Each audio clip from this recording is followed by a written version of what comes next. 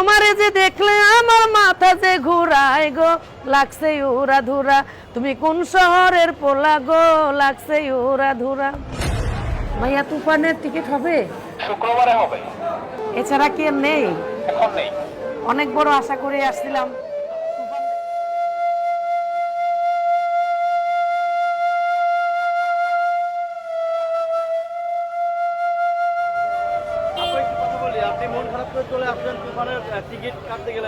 মানে আমার অনেক পছন্দের নায়ক সাকিব খান, তো ওনার তুফানের যে একটা গান ছিল উড়াধুরা, তো সেই গানটা আমি নিজের কণ্ঠে গেয়েছিলাম। আমার ইচ্ছা ছিল যে সাকিব খানের তুফান ছবিটা দেখার জন্য।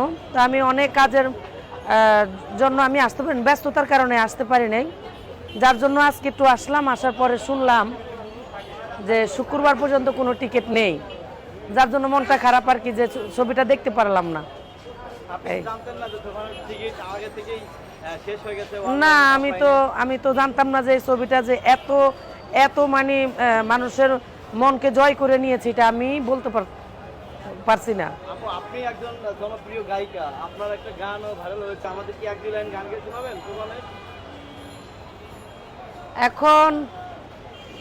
এখন গান শুনবো? যদি এক দুই লাইন গান, যেহেতু আপনার পাইছি অনেকদিন পরে, যদি একটু গাইতেন। তুমি কোন শহরের পোলা গো, লাগছে উড়া ধুরা। তুমি কোন শহরের পোলা গো, লাগছে উড়া ধুরা। তোমারে যে দেখলে আমার মাথা যে ঘুরায় গো, লাগছে উড়া ধুরা।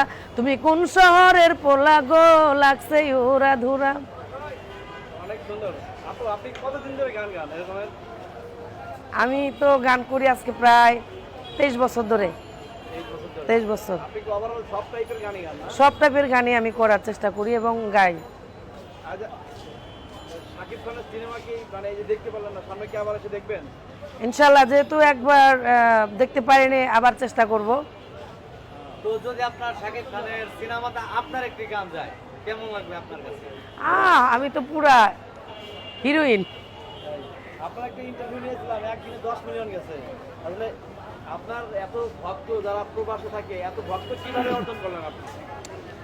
এটা আমার গান শুনে তাদের ভালো লাগছে, হৃদয়ে দোলা দিচ্ছে, যার জন্য তারা আমাকে ভালোবাসে, আর আমি তাদেরকে ভালোবাসি বিধায়ী আমার এই গান করা। আমি চাই আপনাদের মাঝে গান নিয়ে বেঁচে থাকতে। গান ছাড়া আমার আর জীবনে অন্য কিছু আমি চাই না, শুধু গান নিয়ে বেঁচে থাকতে চাই। আর এই গান যদি দর্শকরা, আমার গানটা যদি তাদের মনে লাগে এবং তারা আমাকে দোয়া করে, আশা করি আমি আরও সামনে এগিয়ে যাব। আমার ঘুম